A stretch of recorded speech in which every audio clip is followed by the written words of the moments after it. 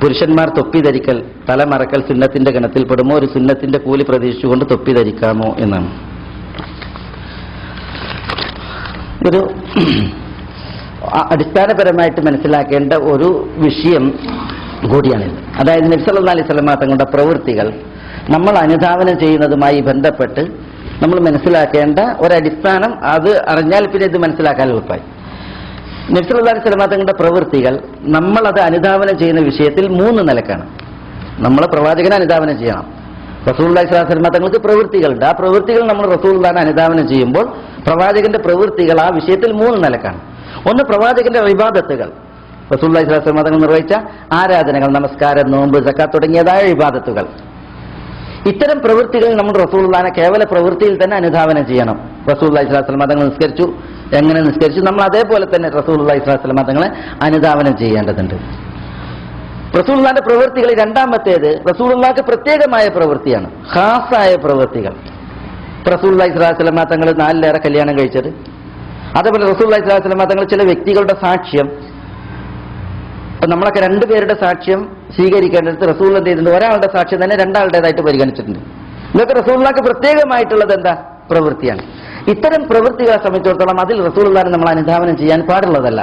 അതിൽ നമുക്ക് എന്തില്ല? റസൂലുള്ളാഹി സ്വല്ലല്ലാഹു അലൈഹി വസല്ലം തങ്ങളെ പിൻപറ്റൽ ഇല്ല. അത് റസൂലുള്ളാഹിക്ക് പ്രത്യേകമായ പ്രവൃത്തികളാണ്. മൂന്നാമതൊരു പ്രവൃത്തി റസൂലുള്ളാഹിന്റെ പ്രവൃത്തികളുമായി ബന്ധപ്പെട്ടിട്ടുണ്ട്. ഇബാദത്തോ ആയ പ്രവൃത്തികളും റസൂലുള്ളാഹിക്ക് പ്രത്യേകമായ പ്രവൃത്തിയും അല്ലാതെ മൂന്നാമതൊരു പ്രവൃത്തി, അതാണ് റസൂലുള്ളാഹിന്റെ ജിബില്ലിയായ പ്രവൃത്തികൾ, അൽ അഫ്ആലുൽ ജിബില്ലിയ എന്ന് പറയും. നൈസർഗിക പ്രവൃത്തികൾ, തിന്നുക, കുടിക്കുക, ഉറങ്ങുക തുടങ്ങിയതായ റസൂലുള്ളാഹി സ്വല്ലല്ലാഹു അലൈഹി വസല്ലം തങ്ങളുടെ പ്രവൃത്തികൾ. ഈ പ്രവൃത്തികളിൽ റസൂലുള്ളാഹി സ്വല്ലല്ലാഹു അലൈഹി വസല്ലം തങ്ങളുടെ അനുധാവനം ചെയ്യുന്നതുമായി ബന്ധപ്പെട്ട് പണ്ഡിതന്മാർ ഉണർത്തുന്നത്, കേവലം റസൂലുള്ളാഹിന്റെ ഇത്തരം പ്രവൃത്തികൾ അതിൽ നമ്മൾ ഇബാദത്തുകളിൽ അനുധാവനം ചെയ്യുന്നത് പോലെ അനുധാവനം ചെയ്യുക എന്നുള്ളതല്ല. പിന്നെയോ തിരുനബി സ്വല്ലല്ലാഹു അലൈഹി വസല്ലം തങ്ങളുടെ പ്രവൃത്തികൾക്കപ്പുറം ഒരു കൽപ്പന കൊണ്ട് നമ്മളെ റസൂലുള്ളാഹ് നമുക്ക് കൂടി അത് ബാധകമാക്കുമ്പോഴാണ് അതിൽ അനുധാവനം. കേവലം റസൂലുള്ളാഹി സ്വല്ലല്ലാഹു അലൈഹി വസല്ലം തങ്ങൾ തിന്നു, കുടിച്ചു, അല്ലെങ്കിൽ ഉറങ്ങി തുടങ്ങി, വസ്ത്രം ധരിച്ചു തുടങ്ങിയതായ കേവല പ്രവൃത്തിയിൽ അതിൽ അനുധാവനം ഇല്ല. പിന്നെയോ പ്രവൃത്തിക്കപ്പുറം റസൂലുള്ള ഒരു കൽപ്പന കൊണ്ട് നമ്മൾ കൂടി എന്ത് ചെയ്യണം? അത് ബാധകമാക്കണം. ഇപ്പോൾ ഏതുപോലെ, ഉദാഹരണത്തിന് വെള്ള വസ്ത്രം ധരിക്കൽ. വെള്ള വസ്ത്രം ധരിക്കൽ സുന്നത്താണ്. എന്തുകൊണ്ട്? റസൂലുള്ളാഹി സ്വല്ലല്ലാഹു അലൈഹി വസല്ലം തങ്ങൾ വെള്ള വസ്ത്രം ധരിച്ചു എന്നുള്ളത് കൊണ്ട് മാത്രമല്ല, പിന്നെയോ റസൂലുള്ളാഹി സ്വല്ലല്ലാഹു അലൈഹി വസല്ലം തങ്ങൾ വെള്ള വസ്ത്രം ധരിക്കുകയും പ്രവാചകൻ സ്വല്ലല്ലാഹു അലൈഹി വസല്ലം തങ്ങൾ നമ്മളോട് പറഞ്ഞു, നിങ്ങൾ വസ്ത്രങ്ങളിൽ വെള്ള ധരിക്കുക, നിങ്ങളിൽ മരിച്ചവരെ വെള്ളയിൽ നിങ്ങൾ കഫൻ ചെയ്യുകയും ചെയ്യും. അപ്പൊ കേവലം പ്രവർത്തിച്ചു എന്നുള്ളതല്ല, അതിനെ പ്രവർത്തിക്കപ്പുറം റസൂലുള്ളാഹ് നമുക്ക് കൂടി അതൊരു കൽപ്പന കൊണ്ട് ബാധകമാക്കി എന്നുള്ളതാണ്. ഇങ്ങനെ നൈസർഗിക പ്രവൃത്തികൾ, അഥവാ തിന്നുക, കുടിക്കുക, ഉറങ്ങുക, വസ്ത്രം ധരിക്കുക തുടങ്ങിയതായ പ്രകൃതിദത്തമായിട്ടുള്ള നൈസർഗിക പ്രവൃത്തികളിൽ കേവലം പ്രവാചകന്റെ പ്രവൃത്തി പോരാ, അതിനപ്പുറം ഒരു കൽപ്പന കൊണ്ട് റസൂലുള്ളാഹി സ്വല്ലല്ലാഹു അലൈഹി വസല്ലം തങ്ങൾ നമുക്ക് കൂടി അത് ബാധകമാക്കണം. അപ്പോഴാണ് അതിലെന്ത്? അനുധാവനം. തിരുനബി സ്വല്ലല്ലാഹു അലൈഹി വസല്ലം തങ്ങളെ അനുധാവനം ചെയ്യൽ അത് ബാധ്യതയാവുക എന്നുള്ളതാണ്. ചില സഹാബികൾ കേവല പ്രവൃത്തിയിൽ തന്നെ റസൂലുള്ളാഹിനെ അനുധാവനം ചെയ്യണമെന്ന് മനസ്സിലാക്കിയിരുന്നു. ഇപ്പൊ ഇബ്നു ഉമർ റളിയല്ലാഹു തആല അൻഹു പോലുള്ള സഹാബികൾ. പക്ഷേ ഇബ്നു ഉമർ റളിയല്ലാഹു തആല അൻഹു, അതുകൊണ്ടാണ് അദ്ദേഹം പ്രത്യേകം ചില ചുവടുകൾ ഒപ്പിച്ച് മദീനയിൽ ഒക്കെ നടക്കുമായിരുന്നു. റസൂൽ അങ്ങനെ നടക്കുന്നത് ഞാൻ കണ്ടിട്ടുണ്ട്. അതേപോലെ തന്നെ ചില പ്രത്യേക സ്ഥലങ്ങളിൽ ഹജ്ജിന്റെ ഉംറയുടെയും വേദിയിൽ എല്ലാവരും പോകുന്ന വഴിയിലൂടെ പോകാതെ ചില കുറുക്ക് വഴികളെ നോക്കി ഇബ്നു ഉമർ പോകുമായിരുന്നു. റസൂൽ ഇതിലൂടെ പോകുന്നത് ഞാൻ കണ്ടിട്ടുണ്ട്. അതുപോലെ ചില ഇടങ്ങളിൽ എത്തിയാൽ അദ്ദേഹം തന്റെ ആവശ്യങ്ങൾ നിർവഹിക്കുമായിരുന്നു. റസൂൽ അവിടെ നിർവഹിക്കുന്നത് ഞാൻ കണ്ടിട്ടുണ്ട്. ഇങ്ങനെ അദ്ദേഹം ഈ പ്രവൃത്തികളിൽ റസൂലുള്ളാഹിനെ അനുധാവനം ചെയ്യുമായിരുന്നു. പക്ഷേ അതിൽ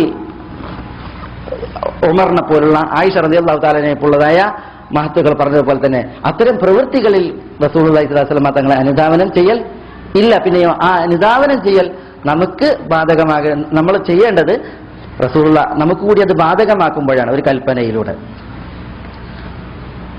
അതാണ് അതിലുള്ള ഒരു മനസ്സിലാക്കേണ്ടതായ അടിസ്ഥാനം. ഇപ്പൊ റസൂലുള്ളാഹി സ്വല്ലല്ലാഹു അലൈഹി വസല്ലം തങ്ങൾ